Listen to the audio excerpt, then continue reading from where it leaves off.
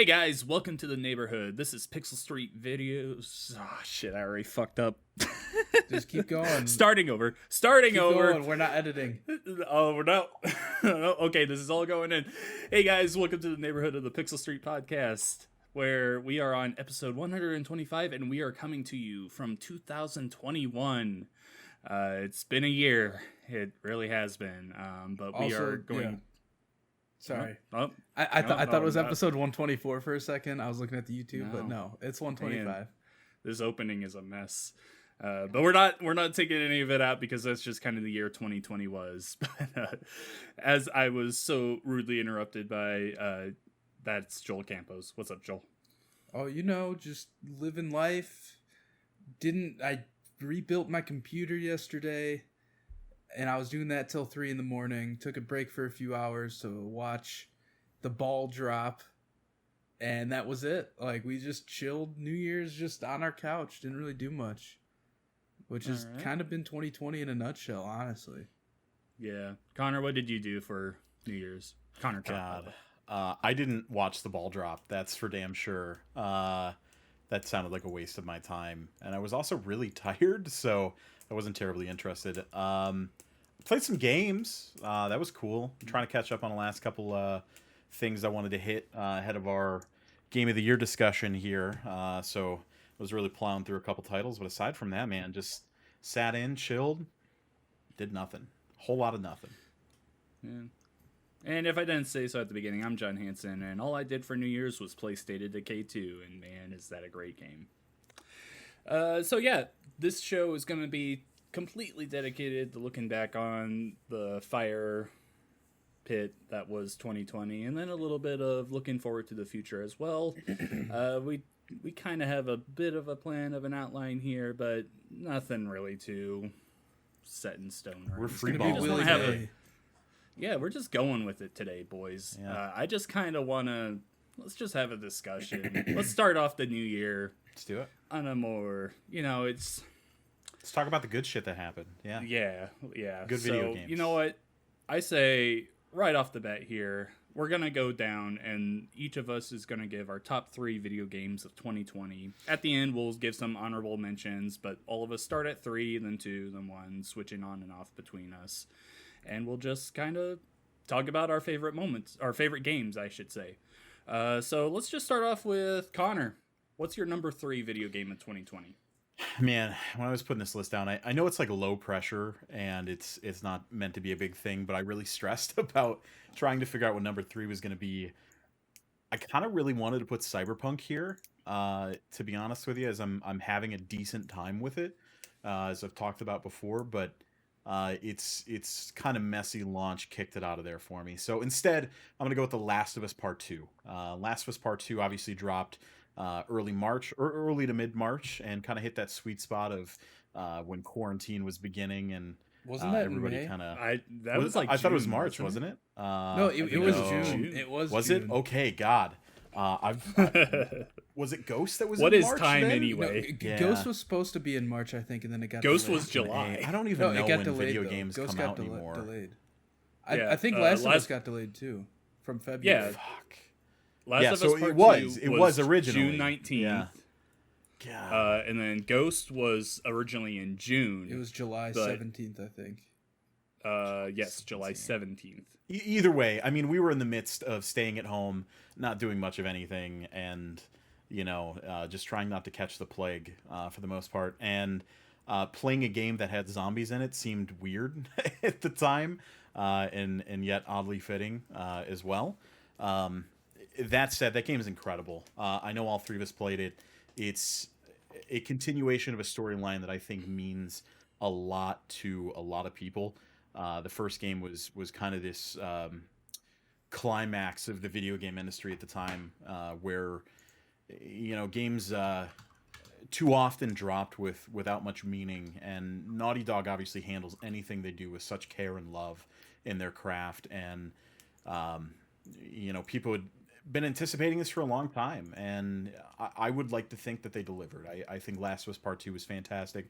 A lot of stumbles, at least people thought, in the story and whatnot. I do agree that there were some things that I didn't necessarily love for the most part, but aside from you know having my own head canon for these characters, the game is just beautiful.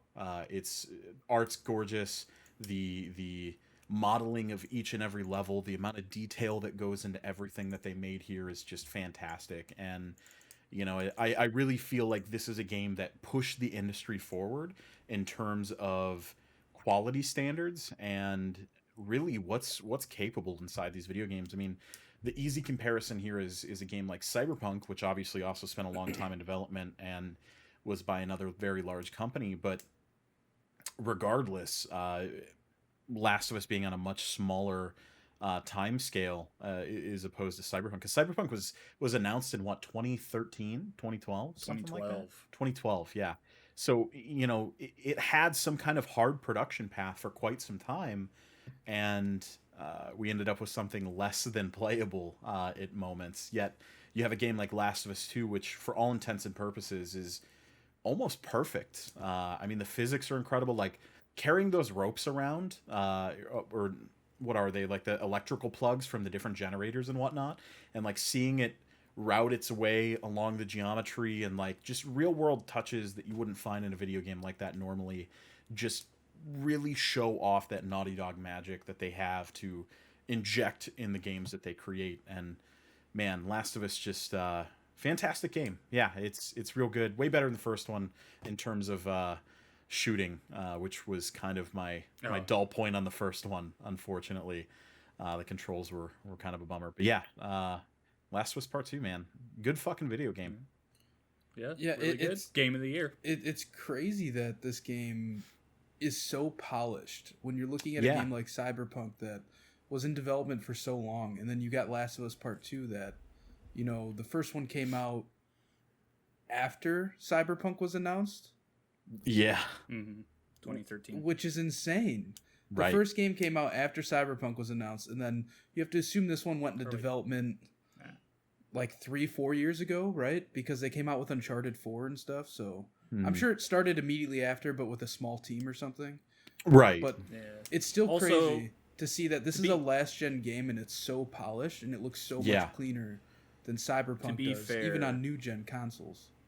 I'm not the biggest Cyberpunk fan, but to be fair to CD Projekt Red, the Last of Us games are much smaller. Right, and there's something to be said of that, too, that I think I hope it's an important takeaway that a lot of people get from this year, is that games don't always have to be these ridiculously large, incredible experiences. You can have an incredible video game that only lasts 8 hours or 9 hours or 2 hours. I mean, there is room on this spectrum for just about everybody, and going big isn't always necessarily the best choice. And you're absolutely right. Like, technically they don't really compare, but when you think about Last of Us, I think about a game that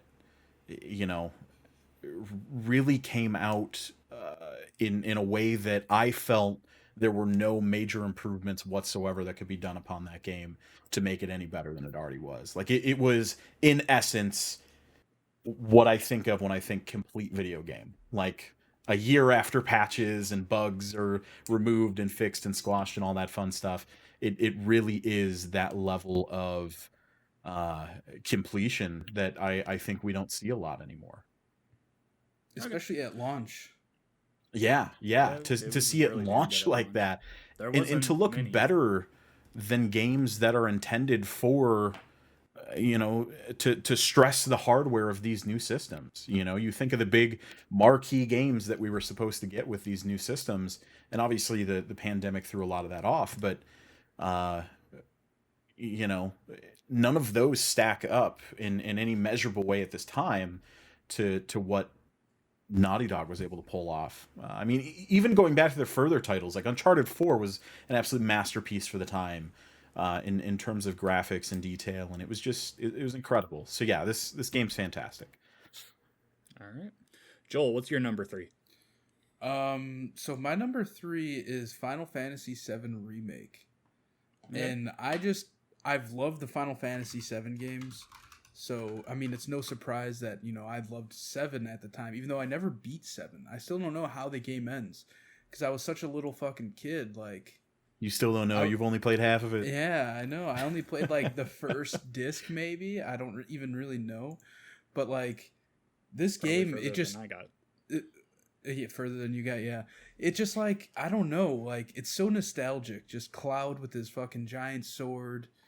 That they did such a good job remaking this game. Granted, it's not perfect. Like there are still so many textures in the game, which I said before. Like there will just be like a door, like a normal door, and it'll look like it's straight out of like the 1997 Final Fantasy game, just because the textures are so outdated on it.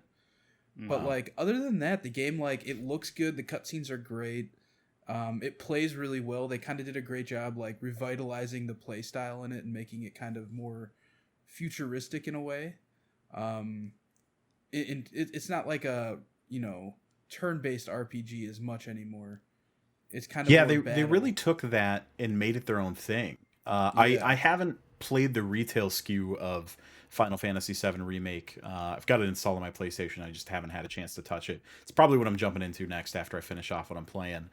But playing it back pre-launch, even then I was impressed. Like when they started speaking about how they were taking a turn-based system and making it action-oriented and real-time combat, I got pretty worried. To be honest with you, I got a big deep love for turn-based games, and I really feel like they hit the nail on the head here. And they came out with a fresh system that really pays homage to both, and it's interesting. It's not a boring, shitty system. Like it's really cool. You Yeah, know.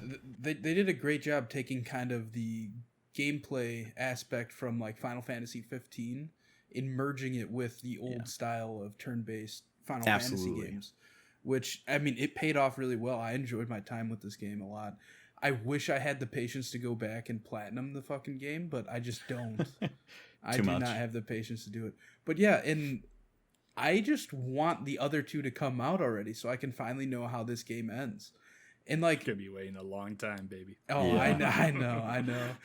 It's gonna like it. We're gonna be at in like 2025, and we're still not gonna have part 3 yet. Guarantee it. We'll be lucky if we I have think part you'd 2. be lucky to have 2. Yeah. Yeah. Yeah. I mean, I don't know. Like, it kind of has me wanting. Maybe I will just fucking play through Final Fantasy 7, the 1997 version, just to get through it, to know the story. Because I like the fact that I've made it this long and not been spoiled on it. Like, I kind of heard like a slight spoiler, but I don't know if it's true or not. So I don't know. We'll see. I loved this game. I thought it played great. The graphics were amazing. Minus weird texture things, which I'm not sure who made the decisions on these things. Maybe it was an art. I don't know. Maybe it was intentional, to have some things look like the old type of game, but I don't know. I loved it. And it's my number 3 game. All right, cool. So yeah, my number 3 is a bit of an oddball, really, because it wasn't ever really designed to be a full game. But Astro's Playroom is my number 3. Sure. Yeah. The pack-in title with the PlayStation 5. That's a cool piece of tech, man. Oh man, it's so cool. It just perfectly it perfectly sells the DualSense in Yeah. no other way that I think Sony could do. It like even the beginning screen of just like showing you how the controller works and everything, like even that was fun. But then you get into the 4 different levels and you see the countless references the Sony's past, and well, I guess PlayStation's past, and just not even first party games, but there's like also important third party games like the Buster Sword from Final Fantasy is in there and everything. Like it's just such a love letter to PlayStation history, and man, and on top of that, it's a pretty damn good platformer collective thon kind of thing. Even though it's a very small experience, like I never played the first Astro Bot game, The VR Rescue one. Mission, Rescue Mission, yeah, whatever yeah. the VR one. Because I don't play VR much anyway. But man, I just want a full Astrobot 3D platformer because it's just so great, man. You have to imagine that because of the success of this and how much people love it, that there's a full-on game coming. I just hope it's sooner rather than later.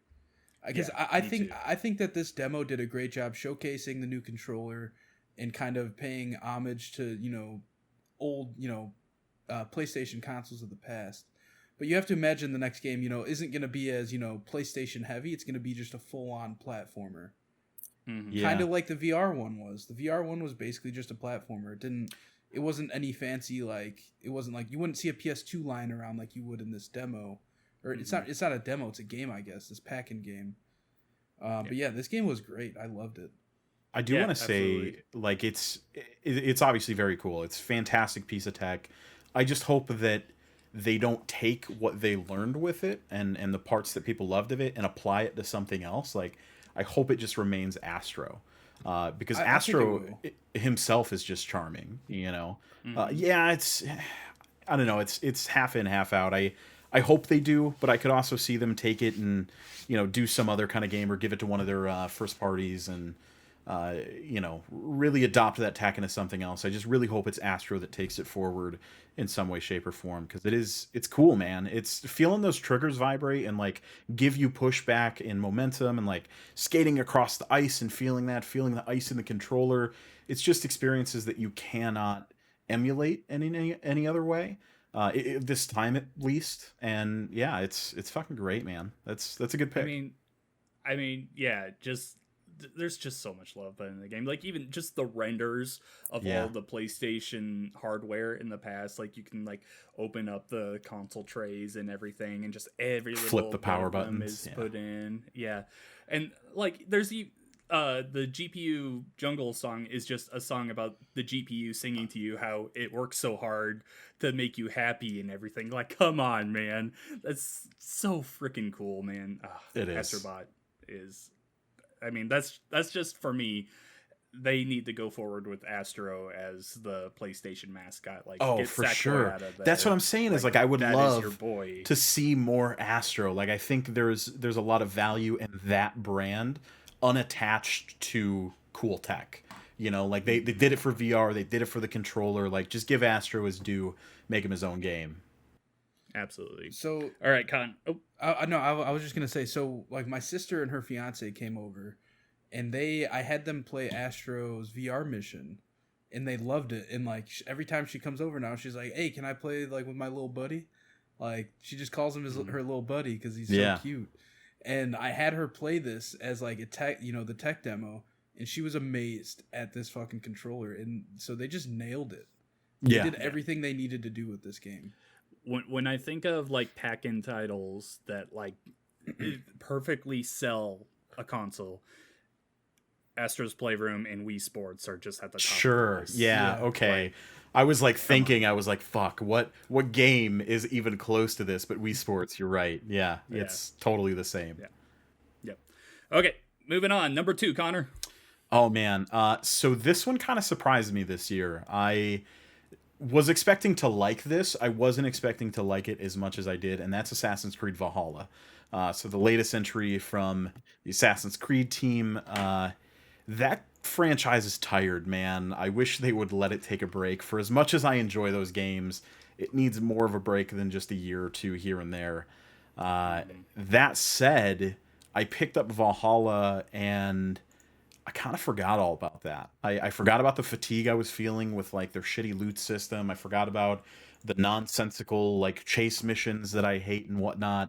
They struck a really fine balance with this game between what are the tropes of Assassin's Creed that people enjoy and removing the things that people didn't. It's by no means a perfect game. There's still a lot of issues with it in terms of glitches, falling through the environment and all kinds of bugs and stuff going on. But the heart underneath that is faintly beating there is actually really cool. It's got some great Nordic charm to it. The Viking environments are fantastic. The Viking village that you stay in has a whole great story to it, and you spend a lot of time dealing with the community around you and the people that are actually living in the camp with you, as opposed to just going on these grand adventures all the time and being the nameless assassin. It's very cool. I think the worst part about this game, genuinely, is the fact that it's an Assassin's Creed,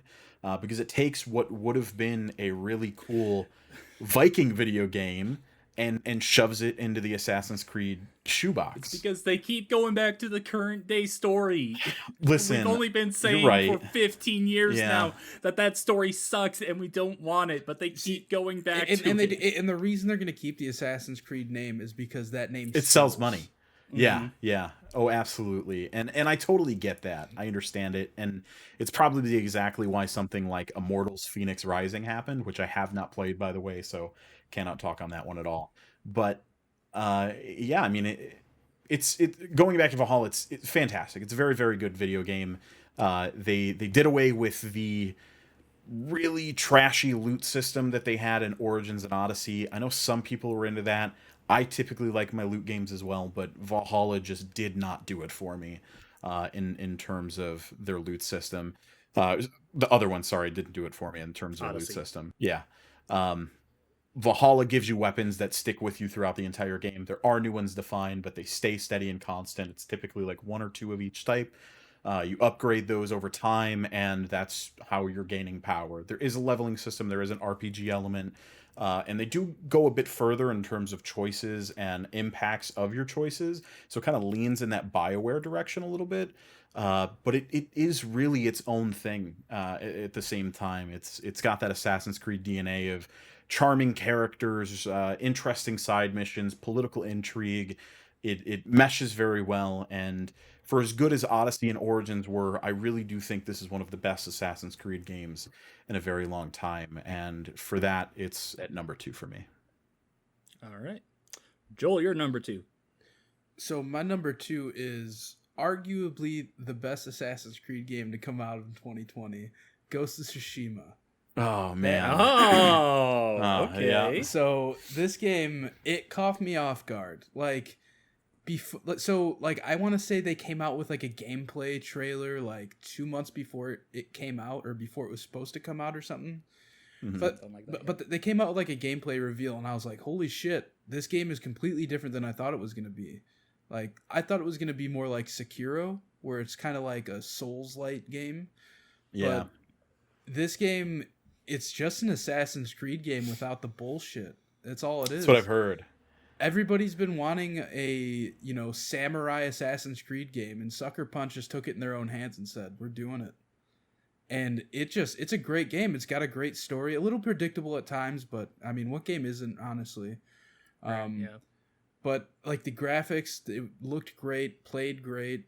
It's basically just an Assassin's Creed game. Like, Well, it's also got that 4-player co-op too, which is kind of its own thing too. And that's the thing that took this game to the next level for me, is that co-op was completely unannounced when the game came out. Yeah. That, like, before launch, they said nothing about multiplayer. It was just a single player experience. And the fact that they launched such like a polished, good multiplayer experience a few months after launch, like, that just took it to the next level for me, because I was not expecting that multiplayer to be anything other than, all right, invite 3 of your friends to your open world and go, take outposts and kill shit. That multiplayer is full on, like, Destiny tiered, like, getting loot, doing missions. They have raids. They have a raid now, which is 3 parts, and apparently is super difficult to do. I haven't tried it. But yeah, that game, it's something special, man. And the fact that both of you guys own it and have not played it, it's a shame, because that game is amazing. I've got a I'll play fat it at some backlog, point. man. You guys should definitely try it, because I mean, it's my number 2 game of the year. And I mean, that says a lot, considering that I'm like an Xbox guy. I think most of us are. And All right. 2 of our games are PlayStation games. Yeah, but you want to talk about games you should play at number 2, a game that I originally thought would be my number 1 game of the year, Doom Eternal, which you have yet to touch, if I remember correctly, right, Joel? I'm in the same boat. Well, I haven't played it. so Yeah. to be fair, I just played Doom 2016 like at the beginning of this year. So Okay. What's your excuse? Doom Eternal is I mean, better. my excuse is that Doom 2016 completely filled my itch of playing any Doom game this year. Perfectly But fine. You say that before playing Doom Eternal. Doom Eternal is excellent. It takes everything Doom 2016 did and expands on it, except for the multiplayer. The multiplayer is probably the only reason this game isn't at number 1 for me, because I hate battle mode, the new mode that they put in. I don't like it at all. but that campaign, man, it is so good. It's just everything you loved about Doom 2016. The traversal so much better. The gunplay is still brilliant. There's some new enemies in there that make the game tougher. I haven't played any of the DLCs yet. I keep saying I'm going to, but I haven't yet. Right when quarantine started this year, this came out, and I was already super excited for it and playing it. Man, it was a great first weekend to just kind of forget everything outside and just rip and tear through demons and everything. It was it's so good. It feels good. That soundtrack is still great. I think Doom 2016's soundtrack is a little bit better, but Doom Eternal's is pretty damn good as well. Man, it's just such a great game, and it's just really everything that game was selling from the moment it was announced. I mean, yeah, so for me, the thing is I thought about getting this game at launch, and like I almost pulled the trigger and bought it. But then I was like, I haven't played Doom 2016, so maybe I'll try that first. And when I started playing Doom 2016, in my head, I was like, if you told me this was Doom Eternal and just put it in front of me, I would believe you. Because more or less, it feels like the same game. Granted, the traversal's I don't think you can say that without playing it. It does. Well, it's very different. That's what I'm saying. But like for me, I've never played either of them. You know what I mean? So very much, it just felt like, all right, it's a Doom game. So it just scratched my itch there. Now that it's on Game Pass, yeah, I'll probably end up playing Doom Eternal, especially on my fucking brand new PC. Essentially, since I just bought a bunch of parts, it'll run great. Definitely do it. All right. It is time. Connor, what is your number one video game of 2020? Number one video game of 2020.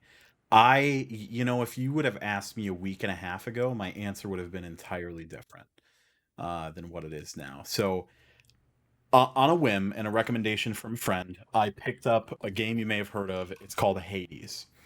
I don't think either of you have played it, unfortunately.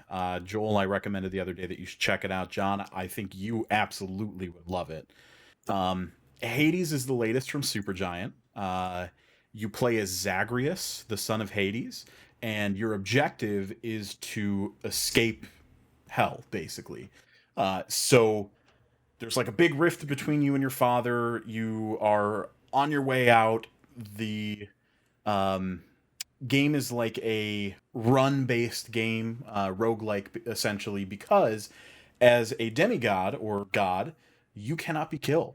You can die and you essentially resurrect in the pool, but you're never permanently dead. So it's kind of Zagreus' story of struggling and getting better over time to escape from hell and his father and go meet all these other gods on Olympus that drop him boons and whatnot throughout gameplay. And it is one of the most charming, incredible video games I have ever played. And that is a tall order. This game has rave reviews anywhere you see it.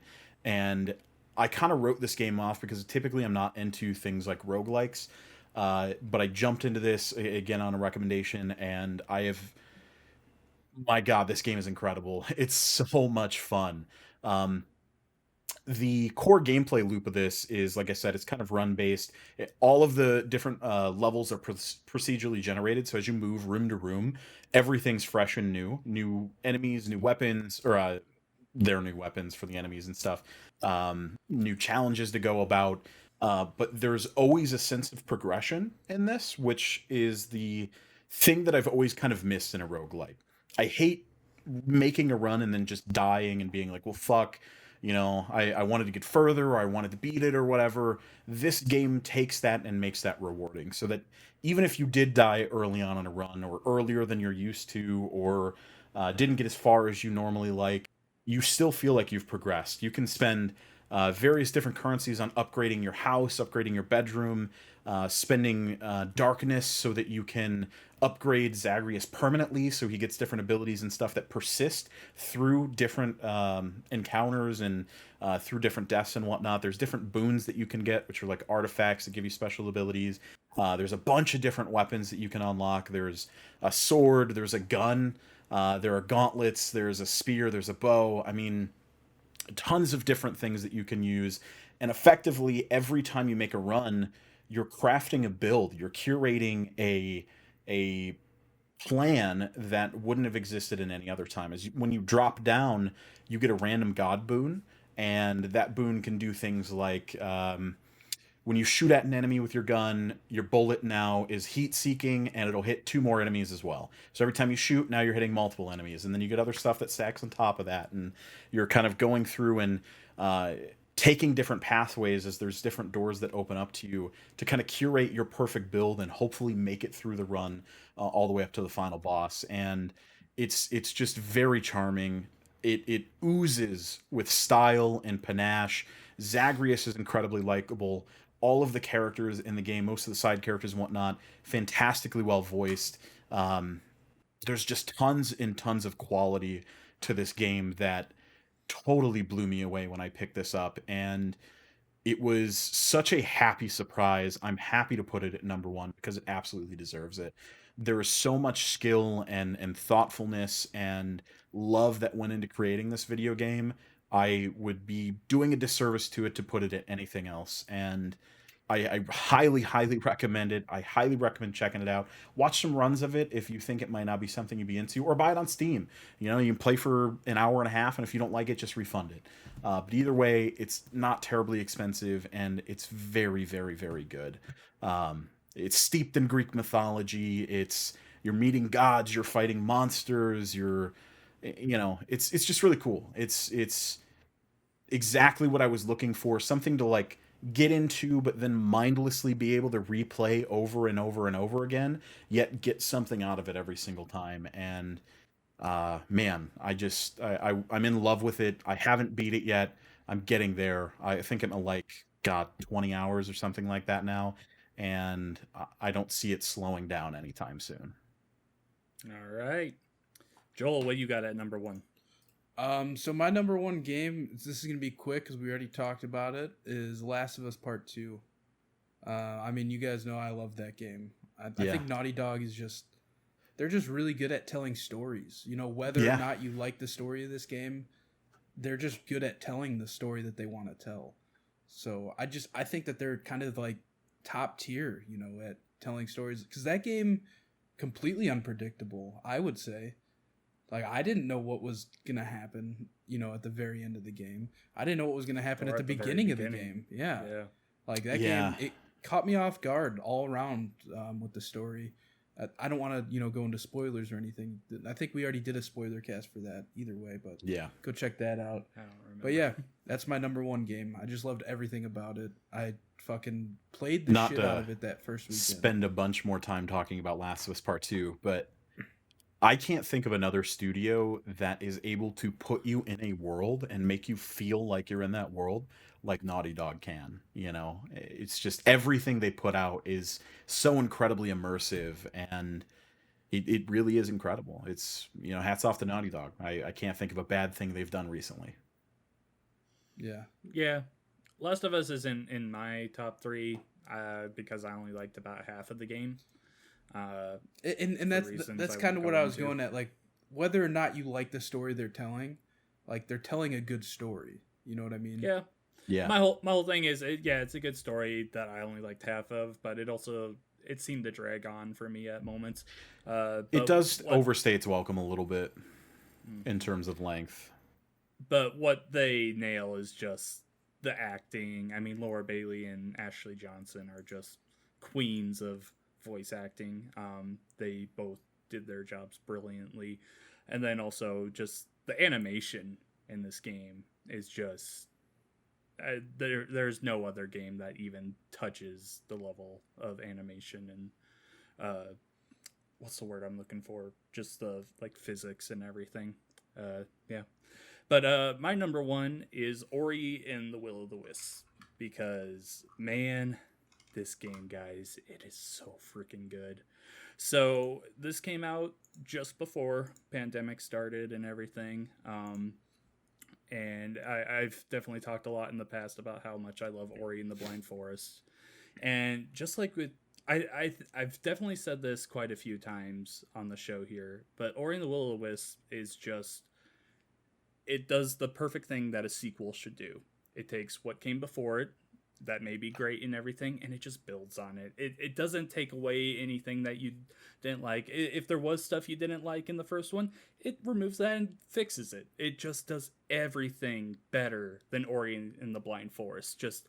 It just expands on it so much. It gives you this emotional, epic story with Garrett Coker's brilliant soundtrack that is just, oh man, I could listen to it all day. Just go on Spotify and listen to either soundtrack. They are absolutely brilliant. But man, the moves have been fixed. The combat is so much better than the first game. That game's gorgeous. It's fun to even just watch, really. Like, the combat is so cool. Yeah, the environments are just beautiful, man. And now with the Xbox Series X, you can have 120 frames mode on and everything, and it's just brilliant, man. Absolutely brilliant. I went back and played through the entire thing recently after the Series X released, and man, I love that game so much. It's also on Switch, so if you want to play it there, I definitely would recommend it. I've definitely thought about buying both games there just to have them on the go. But man, if you want to talk about a Metroidvania and you're like stuck in the 90s and everything with those kind of games, yeah, Ori and the Will of the Wisp is my favorite Metroidvania I've ever played, and I don't even think it's close. It is the best in that genre, I think. So definitely give it a try. So yeah, for the most part there, we all had different choices, except for you guys both doubling down on Last of Us. That was kind of surprising. I like seeing that. That's really awesome. But now, I think we definitely need to give some shout outs to some games we didn't mention. We really need to get into some honorable mentions here. We're not really going to spend too much time going into each of these because we will be here all fucking day if we do that. But just kind of throw out some games. I'll go first. You ready? Go ahead. Do it. Maneater was a fucking fantastic game. Of course. Of course you would pick Maneater. And I'm going to play that for the first time when it comes to PS Plus. Actually, it's today that comes out, right? I don't know how PS Plus is weird. I think it comes out the first Tuesday of the month. All right. When it's on PS5 for free, I'm going to play either way, Maneater, terrific fucking game. And it's a game I didn't even know was coming out till like a week before it came out. I heard nothing about it. And then I looked into it and like, a fucking RPG where I get to be a shark? Let's go. I played through that whole game like in 2 days. It's just such a terrific game for no reason. Got a lot of love when it first came out. I want to say it was made by Okay, it's a Deep Silver game. Yeah, Deep Silver. They published it. They didn't develop it. It's developed by Tripwire and Blindside. I don't know them. Yeah, if you have not tried that game, try it out. It's coming to PlayStation Plus on PS5 this month, so definitely check it out if you have not. Yep. I'll throw in an honorable mention here. Crash Bandicoot 4, It's About Time. I am not the biggest Crash Bandicoot fan. I definitely enjoy his games and everything in the past, and Crash 3 is one of my favorite PlayStation 1 games, although I always prefer Spyro the Dragon over Crash all the time. But Crash 4 is the perfect pickup point for that series. I love that they completely ignore everything that came after Crash 3, and they even like poke fun at it. I mentioned Naughty Dog's brilliance at animating with Last of Us. The animation in this game is just perfect. It's more cartoony and everything. It looks like you're like watching an animated show. Just the way Crash, Cortex, and Coco, just everyone, the way they move and the way they interact with each other is just brilliant. The voice acting is great. The music is definitely the best music in any Crash game. So many throwbacks and everything. The gameplay is great. Just whatever you do, if you go into this game, do not try and 100%. It is not worth it. It is terrible when you do that. Just go in for the experience and just play through it. Brilliant game. Connor, you got anything? Yeah, this one's not really. I guess it's not a game. It's an attachment to a game that's been ongoing.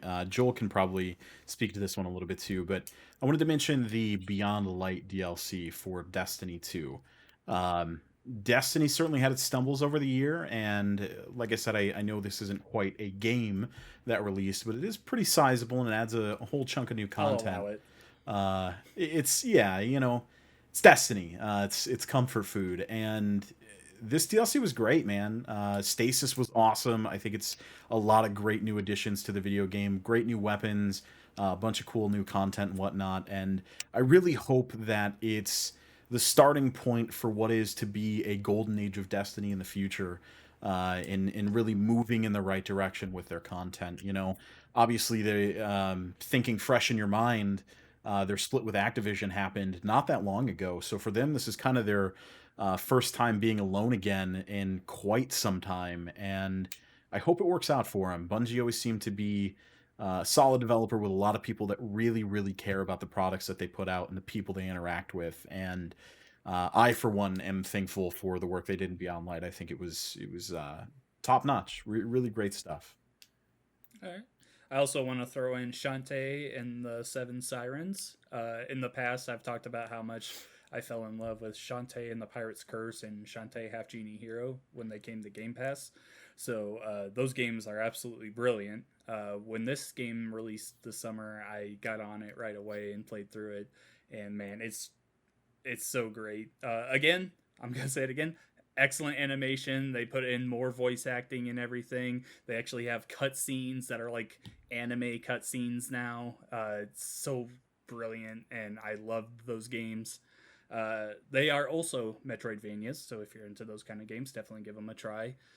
Just everything about them feels great. Joel, you got anything else? The other one I want to bring up is Miles Morales.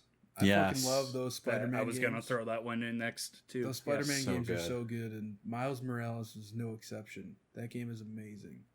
Even it. for being a micro DLC at that, or macro, whatever you want to call it, it's a cool game. It's a fun experience, and you really get to be Miles. And I think that's the coolest thing about those games is that they take what it is to play as a superhero to the next level, and it's just again, I mean, it's got love for the source material, and anything that respects and really takes the time to deep dive like they do with that game, I'm all for. It's good stuff. Okay. And I think the perfect game to end this on is I got a game that was... I got two more I was gonna say actually. John, don't you dare say Avengers. Of course he's gonna say Avengers. Yes. No, I'm not. I actually got three more that I want to talk about, though they're all kind of in the same I got bubble. I got 15 to 17 more I want to talk Okay, about. perfect. Yeah, All let's right. kind of rapid fire this. Come on, let's go. Yeah. No, two of the breakout hits of the year. Fall Guys is one of them that kind of jumps up in mind. It came out of left field, and it's a super fun, super cool party experience, and really kind of took the gaming industry by storm there for a little bit. I certainly think it waned in popularity much quicker than other stuff, but man, that game blew up out of nowhere. Everybody was playing it there for like a week or two, which was wild.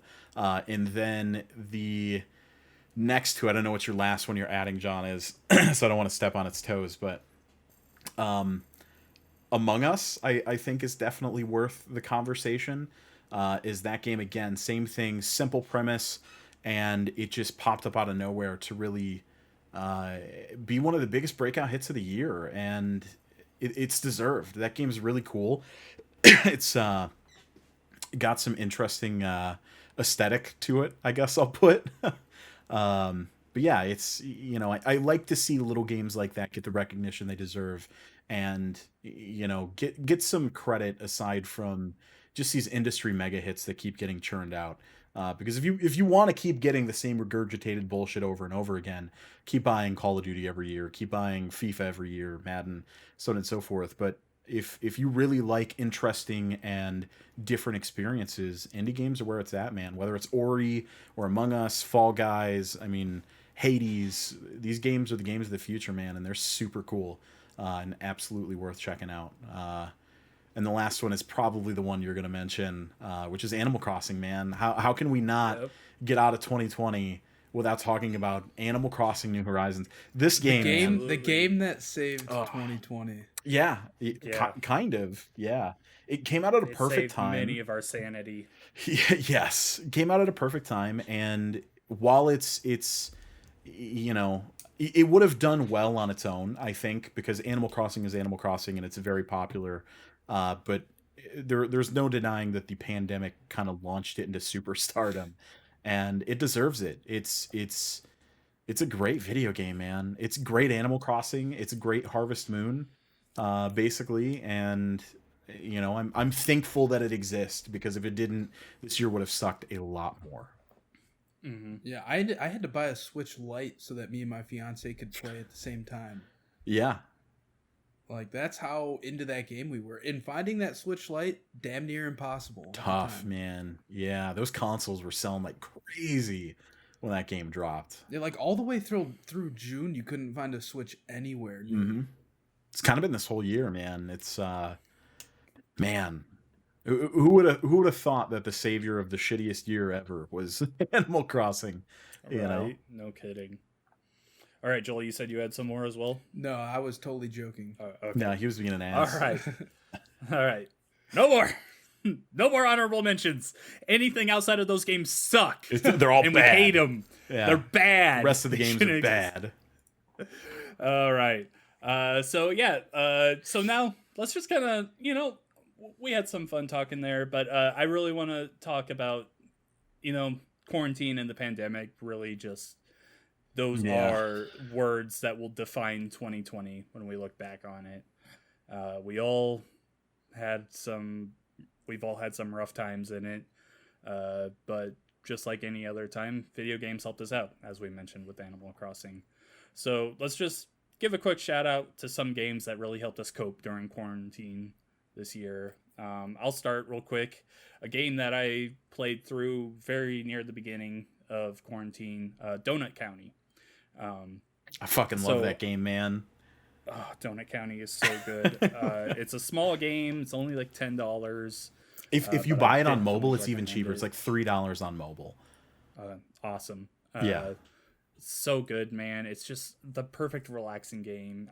For me, I'm a guy that has definitely had issues with anxiety in the past. And while the world just seemed to be catching on fire and this raging inferno was building and building, I was just able to play Donut County and relax. It's such a small game. And when you play it, maybe you'll think, okay, this is just so simple and everything. And that's the beauty of it. It's just a simple game. Literally all you do is you move a hole around a small little level and like try and get things to fall into it. Mm-hmm. And the hole will get bigger and bigger. Like, it's just so damn, I don't know really what to call it. Just, it feels good doing it. And It's charming. It relaxing and oozes charming. with charm, man. It is style and wit and charm all wrapped in one package, and it's one of the best couple hours of video gaming I've had in the past couple of years. I played that one like a year ago, so it's been a while. But yeah, that game's real good. My wife just played that one recently. Awesome. I'm just gonna knock through mine real quick here. On a more recent note, Tetris Effect has been a game I've gone back and played quite a bit recently. Even more so now since it's on the Series X and it's got the multiplayer update and everything. Tetris, I love Tetris. I could go back to it at any time and play it. I love it. But the visuals and the music in there just elevate it to something new. And as kind of a more like extended reach, Super Smash Bros. Ultimate has really helped me cope throughout this year. On my Twitter, I've recently posted some like a thread of just some things that make me happy in the past, because this has been a rough year. And I just like go back and I watch the Everyone Is Here announcement during E3 about Smash Ultimate. And man, it just gets me emotional seeing everyone all jazzed up and just freaking out over, what was it, 72 characters at the beginning coming into this game. It's just such a love letter to video games, and I love it for that. And it's just growing up playing Smash, it's just awesome to like go back and play this. Connor, what helped you cope this year? Yeah, I mean, obviously Animal Crossing, of course. I mean, that is a game that I could spend too much time talking about very easily. So that one certainly is on there. The second one for me is a game that I'd already beat but jumped back into with the amount of time that I had, and that was Fire Emblem Three Houses. Launched last year, and still a fantastic video game. It's got a ton of replayability, a ton of great characters, storylines are fantastic, and uh, strategic warfare is very good for taking your mind off the world being on fire, which is great. So, yeah, spent a lot of time in the latest Fire Emblem, and that was cool. And then Last of Us was the last one I was going to mention. That one probably took up the bulk of my direct quarantine time, and it was great, man. I was able to pick that game up and just hardcore dive into it in a way that I haven't been able to in a very long time, and that was a cool experience. I think that's part of why Last of Us was so charming to me, was because I could binge it instead of taking it in chunks, even though taking it in chunks is probably better. But feeling like a kid again, man, and just plowing through it, not caring about anything else, is really cool, and I appreciated that, and definitely reminded me why video games are so awesome, man. They mean a lot, and they're real cool. All right. How about you, Joel? For me, the games that help me cope the most through 2020 are kind of those games as a services that I play. So like, it's a game that's familiar to me, like Destiny 2, been going on for years. Fortnite, which I've recently been getting back into. Warzone. I play it's just this rotation of games I play on and off that I play in between other games I'm playing. So like, recently I've been playing Cyberpunk on my Xbox, but when I'm not playing Cyberpunk, I'm normally playing, whether it's Destiny, Fortnite, Warzone. It's just these, I don't know, I'd say that those are the three main games that I'm playing that I'm constantly going back to, just because it's something that's familiar to me and something that is easy for me to get back into, and they're constantly rotating content in and out. So it's just something that's like kind of a breath of fresh air while still being something that's familiar at the same time. So those are just kind of games that's something that I look forward to. It's always rewarding just because like $10 you get a battle pass. So as you're leveling up, you're getting more stuff. I don't know. I just feel like those three games are the three that are really helping me get through the year, and probably going to help me get through next year as well. Because let's face it, we're not going anywhere anytime soon. We got a couple months at least. Yeah. But yeah, those three games, honestly, those are the three I rotate in and out of between games I'm playing, like Miles Morales and other stuff like that.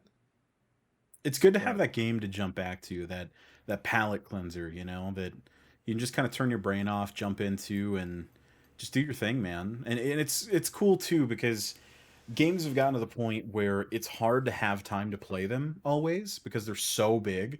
You think of games like The Witcher or Cyberpunk, and unless you're putting an hour in, you might as well not even play it because you're not going to get anywhere. You're not going to do anything. So to have those games that you can like easily jump in and out of and feel like you accomplished something, I totally agree. It's a great feeling to have, and I hope we don't lose that. I like having that comfort food section of video gaming. It's nice. All right, moving on. I think it's time for us to talk about 2020's been rough, and I just want to focus on our favorite moments, just the little good that's shown through, just anything video game related. So we're gonna start with Joel because I know he has a very recent thing coming to mind with his setup and everything. Oh, I thought you were kind of hinting at the fact that I got engaged. And I feel like I have to say that because if I answer anything else and my fiance finds out, you have to. And my fiance finds out. Does she watch this? Does she listen? Time to time, she'll Don't lie to us. She'll listen here or there, but okay. Yeah, I mean, I don't know if she can hear me right now. She's in the other. If Joel goes offline, we know what happened. Other than getting engaged, I just recently upgraded my computer. It's basically a completely new computer from like 8 months ago because I upgraded. I got a new hard drive. So yesterday, what I got is I got a new motherboard, and a new CPU, brand new 10th series Intel, and I got a new water cooler, and I got that sweet NVMe solid state drive. So I'm all in on the future, man. I'll tell you. You're gaming hard, man. Yeah, You're it's PC pretty gaming. exciting. That's pretty Yeah, serious. I literally launched Outer Worlds earlier just because it's on Game Pass, and I'm just testing games. Like I can't justify. Outer Worlds is great, man. No, It it is, is. yeah. It is. I never got past that first planet either, so it's kind of fun to play through it again. But the fact that I already own Cyberpunk on Xbox and paid for it there, I can't justify buying it again on PC at full price. Just in my head, there's something that is not allowing me to do it, and I can't find it on sale anywhere. So I want it on Steam. I do not want it on the fucking GOG launcher, GOG, whatever it's called. Like, What's wrong with GOG? I just like all my games to be kind of confined to one area, and the fact that I Sure. already have games scattered over 3 different things, I don't want to add another one. That's fair. Yeah. Because I don't want to go to play Cyberpunk in 6 years and like assume I had it on Steam and launch it like, oh, I don't know where I owned that game. Yeah. Okay, I can see that. But yeah, just upgraded my PC. It's exciting. I had some fan rattling last night, but it has not rattled today, so we'll see. See what Okay. happens. Connor, what did you like most during this cesspool of a year? Oh man, there wasn't much to be honest with you. Next been a gen, year. man. Actually, yeah, that's my answer. Is next gen consoles. It might seem like a silly thing to be super excited about, but whenever there's new hardware, man, it just makes me feel like a kid again. I have to get invested in it. I have to think about it. I have to like look into it and just get excited about it and getting those pre-orders in and like, oh man, it's just a really cool And then not frustrating knowing if experience. not Yeah. knowing if those pre-orders are going to show up or not, or if they're going to get canceled.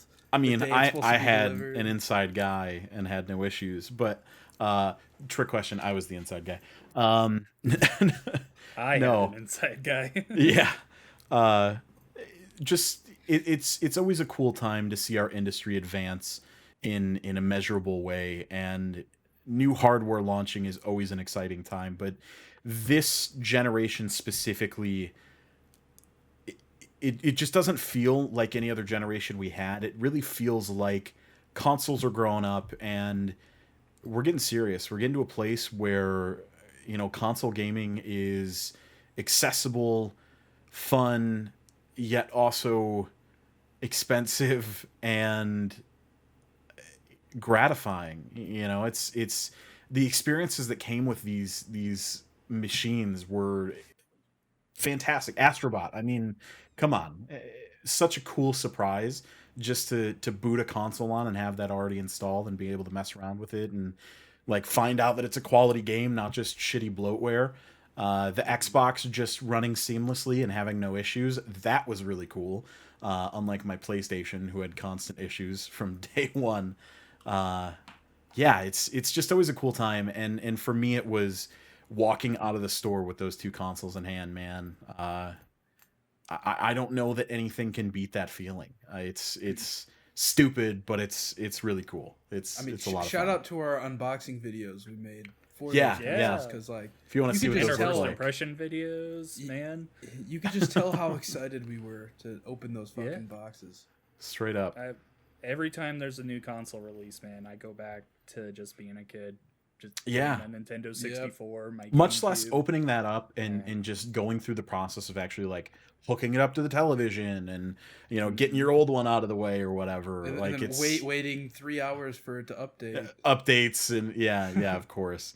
But man, that feeling is just it's like Christmas, man. It's you Man. can't replace it. It's real It's cool. just so good, man. Like, yeah, the PlayStation 5 is still an abomination to look at, but man, both of these, they're beautiful in their own They are. way. They're They're pretty in their own way. quiet. Yeah. They're powerful. I love them. We've come a long It's way, a man. Very good start. We're not blown in cartridges anymore. We're not You're not. We're not putting discs in our Sure. consoles. yeah.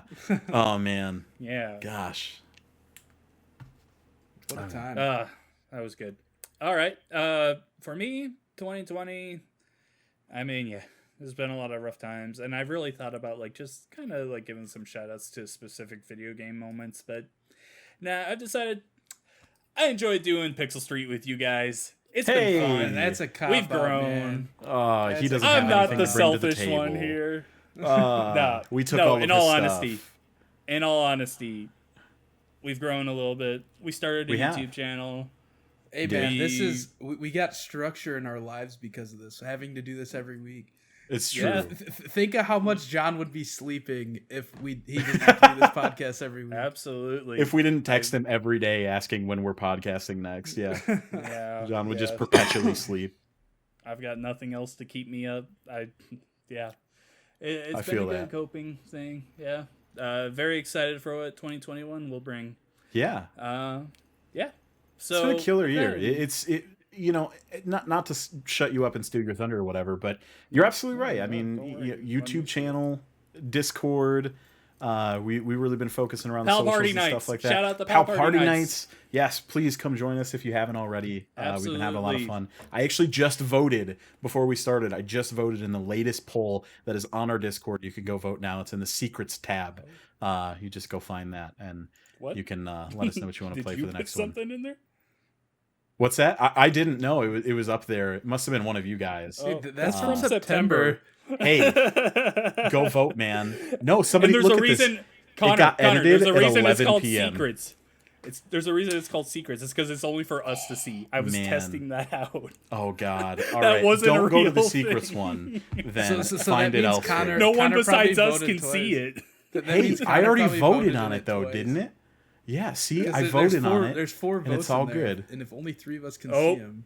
Oh no, we made him so bad. We embarrassed him and he left. He left. Oh, hang on, my embarrassing. cam stopped working. I'm back.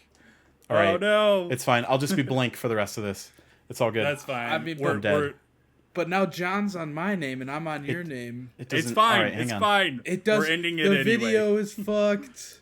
No, it's cool. It's fixed. Nothing happened. Nothing It's happened. fixed. Yeah. Shut up. Do you have any It's idea how fixed. much The- editing Joel's gonna have to do now? And it's No. fine. The It doesn't the only matter. thing that Sleep. happened is that Connor's not wearing pants now. Oh no. Why you Connor. gotta give it away? Why you gotta give it away? Oh. Listen, man, I found the secret tab. I found the place for all the hidey things, and now you want to yell at me about pants? John, show off your shirt. Hey, It's a That's Pixel cool. Street shirt. it is. Oh my god! It's got a How stain much on did you it. spill on that thing? Jesus Yeah, Christ! I've spilled some stuff on it. Yeah. He hasn't taken it off since he got it. Just been Yeah, rolling no, around on the floor in that legitimately. thing. Because Joel gave me such a big thing, so I'm just like, I'm in quarantine. I'm just gonna keep wearing this comfy Yeah. shirt. It's really comfy. We I will we show don't off want to my talk little- about that, but we might want to talk about it in the future. So a little sneak peek for anybody that's watching to the end here. Oh, the other Hey, one. there's another one. Yeah. Okay. So I think that is where we are gonna end episode 125 of the Pixel Street podcast, our very first show of 2021. If you are interested in this kind of stuff, subscribe to our stuff. Follow us on Twitter at Pixel Street, and we are going to be doing a little after party after this as well. So be sure to check out our YouTube channel for that. Going up Sunday. Is that when we put that up? Yeah. Sunday. Sure. So yeah, where can the beautiful people find you, Connor? In the secrets tab. In the secrets tab. Oh no, they're all locked out from it. You can find me on Twitch and Twitter at The Real Birch. That's Birch like the tree without the I, BRCH. Come follow us. We'd love to have you. Also, the Pixel Street stuff as well. We didn't do our normal intro, so you probably don't know where to find us, but it's pretty easy. If you found this video, you can probably I find should the have other something. stuff, to be honest with you. So, yeah, we'd love to have you. Come hang out and click on the right tabs, unlike me. At 2, Joel. You can find me on Twitch and Twitter at Campo63. I just want to give a quick shout out to anybody that collaborated with us this past year. Yeah, absolutely. thank you. Like all the Respawn Aim Fire guys who, they've been on our show, we've been on theirs. Appreciate you guys a lot. Will, Craig Skistamus. yeah, Yes. Craig Skits, Craig was a coming big on one. the show. Yeah, shout out to Will, Kenny, both for helping us make Let's Plays and stuff, and we need that 4th person to round us out. Yeah, we just Oh, yeah. appreciate each and every one of you, everybody who listens. Anybody that everybody joined who- us for a pal party night? Anybody Yep, who doesn't thank listen, you. fuck you. Yeah, right. Unless you're yeah. thinking of listening in the future. Yeah, just a quick shout out to those people. My cousin Brett. We had Kenny's been in almost every Pal Party night, I think. So he's been awesome. We've had Ray's Games. Yep, Ray's Games. You can check out his Discord or his Twitter at Ray's Games, I believe. Mine and Connor, we have a group of friends that we've played a lot with this year. So shout outs to Zach, Josh, Drake, Chris. Don't forget Ethan. Oh, Don't no, forget Ethan. I forgot Don't our forget friends. Ethan. Ethan. Ah! It's fine. He doesn't watch this. You're right. Yeah. But yeah, we are slowly growing, and we would love to have you. So come along for what's bound to be a wild ride. Never know what you're gonna to get. end this off, I'm John Hansen. You can find me on Twitter at RevXShadows. You can also find my writing at GamePro.com. Yeah, that is all we have for today. We'll see you same time next week. Well, not same time because this is coming out late. Bye! Bye. Can I take my pants off now?